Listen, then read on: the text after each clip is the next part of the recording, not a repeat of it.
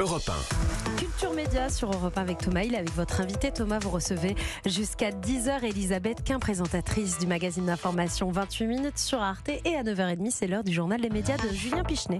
Avec peut-être les audiences, Julien Pichenet, qui ont fini par tomber.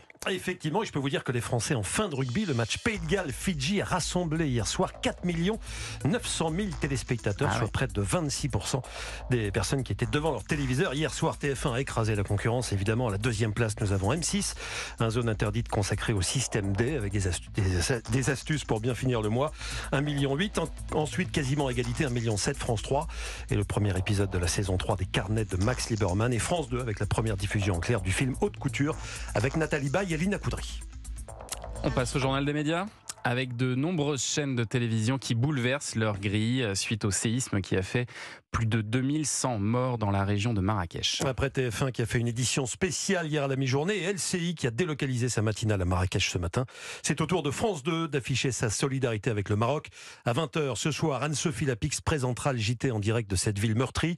Le JT sera suivi d'une soirée spéciale Solidarité Maroc présentée par Caroline Roux et Julien Bugier. Et après-demain, mercredi, M6 déprogrammera le meilleur pâtissier pour diffuser ce concert caritatif prévu au Dôme de Paris, c'est l'ancien Palais des Sports. Un concert en partenariat avec la Croix-Rouge au profit du Croissant Rouge marocain. Alors la liste des artistes présents n'a pas encore été communiquée. On sait juste pour l'instant, Thomas, que Gad Elmaleh, qui est né à 200 km de Marrakech, à Casablanca, devrait y participer.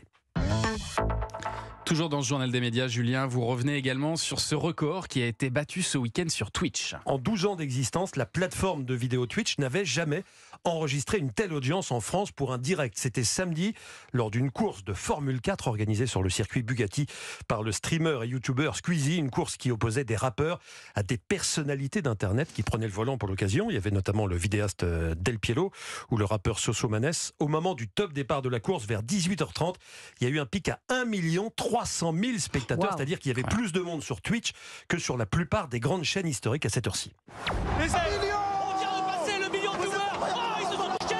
On voit le replay. Ils se sont touchés. Pierre qui n'a pas pu éviter. Et ça, devant 1 million de spectateurs sur Twitch. Vous nous régalez.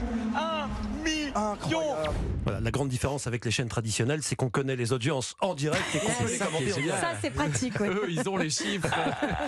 Est-ce que vous regardez, Elisabeth Quint, Twitch, les plateformes? Est-ce que ça vous intéresse? Je ne sais même pas comment on accède à Twitch. Pour vous dire, c'est-à-dire, vous avez en face de vous un dinosaure. Non, mais le côté performatif par rapport à l'audience, c'est complètement dingue, quoi. Les audiences en direct. Oui, en direct, c'est ça. Oui. Bah, Cyril Hanouna, il a ça. Hein, et il regarde sur son portable des audiences qui tombent en direct. Il y a des chiffres qu'on peut se procurer. Après, c'est pas exactement représentatif des chiffres qui tomberont le lendemain.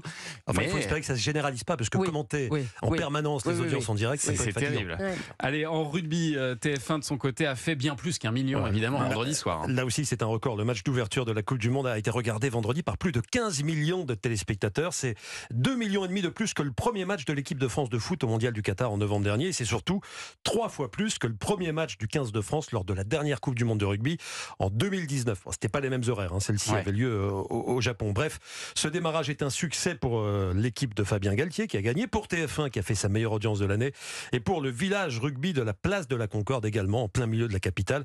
Le village a attiré plusieurs dizaines de milliers de personnes ce week-end. Il y a une fan zone donc en plein cœur de Paris qui est en forme de ballon ovale, qui est ouverte tous les jours à 14h et dès 14h02, il y a déjà la queue au stand Meta Facebook. Des dizaines de fans, effectivement. J'ai vu des dizaines de fans qui attendaient pour faire une petite vidéo dans une cabine sur fond vert, comme l'explique cet employé de Meta. L'idée de cette cabine, c'est de générer des Reels pour Instagram. Il y a 20 super fans, un pour chaque nation qui est en compétition dans le tournoi de rugby. Et on rentre dans le booth, on va faire une passe au super fan et après on célèbre avec le super fan et ensuite on fait des photos avec lui, on télécharge sur son portable et après on partage sur Instagram. Bon, je vous avoue que ça m'a intrigué cette petite cabine sur fond vert. Elisabeth Quint aussi. Ouais. J'ai attendu quelques fans à la sortie, je leur ai demandé ce qu'ils avaient fait dans cette mystérieuse cabine qui permet donc de faire des vidéos, des Reels qu'on peut ensuite partager sur les réseaux sociaux. Pour bien lancer cette Coupe du Monde, on a fait une chorégraphie en célébrant la victoire de l'équipe de France le 28 octobre. Et voilà, en s'amusant et puis ça lance bien cette Coupe du Monde. Ouais. Alors une petite animation, on a fait marquer un essai et après il a fallu célébrer l'essai. Une petite danse improvisée. Vous avez dansé comment? Je sais pas si on peut donner des mots à ça, c'est compliqué. Une jolie danse de célébration parce qu'évidemment je marque un essai. Ouais, c'est pas mal, je pense que ça va finir sur TikTok, sur Instagram. Vous allez partager, ça va faire beaucoup de likes? J'espère, surtout sur TikTok. J'essaye de percer sur TikTok, alors allez me suivre. Voilà, pour ceux qui veulent percer sur TikTok et les autres, rendez-vous donc au Village Rugby tous les jours à partir de 14h. Vous avez le temps, hein, c'est jusqu'au 28 octobre. Et pour finir, Julien, on revient sur cette intervention remarquée d'un expert du GIEC dans la matinale de LCI. Vous avez forcément vu ça, Elisabeth Quint. Vous avez réussi à le joindre par téléphone, ouais, François Gémen. On a tous vu la vidéo, mais on n'avait pas encore entendu François Gémen lui-même. Il a bien voulu revenir pour nous dans le journal des médias avec humour sur sa mésaventure de jeudi matin. Il était 7h20. Nous sommes dans la matinale de Jean-Baptiste Boursier sur LCI. François Gémen, membre du GIEC, éminent spécialiste du climat, s'apprête à évoquer les vagues de chaleur qui touchent actuellement l'Europe. Il est en duplex depuis chez lui, via l'application Zoom. Il est en chemise, bien repassé, tout va bien, mais son téléphone portable tombe et on peut voir qu'il n'a pas de pantalon, il est à l'aise, il est en slip. Chez lui, après tout, c'est peut-être normal. Ouais. Fou rire sur le plateau de LCI et François Gémen, lui, ne s'est rendu compte de rien sur le coup, comme il nous l'a expliqué. Sur le moment, je ne voyais pas du tout les images qui étaient diffusées à l'antenne. Et puis le soir, quand j'ai vu la vidéo, j'ai évidemment éclaté de rire. Je pense que ça fait rire n'importe qui et que c'est le genre de gag qui constitue un peu une sorte d'humour universel. Et donc ça a un côté très rassembleur. Et puis je pense que ça parle à beaucoup de gens parce que beaucoup de gens ont déjà dû se retrouver dans cette situation, notamment au moment du Covid. C'est sans doute l'interview que j'ai donnée qui était la plus regardée. Oui, je crois aussi que c'est important aussi de transmettre le message que les gens qui travaillent sur le climat, qui est évidemment un sujet qui peut être rapidement plombant, ne sont pas tous des gens tristes et névrosés. Voilà, on l'a tous fait pendant le Covid, mais on n'a pas tous fait tomber notre téléphone. Je lui ai demandé aussi s'il ferait attention désormais pour ses prochains directs. Sera-t-il en pantalon ou pas? Je laisserai planer le suspense, évidemment. Il y a un suspense donc pour les prochains rendez-vous avec François Gémen.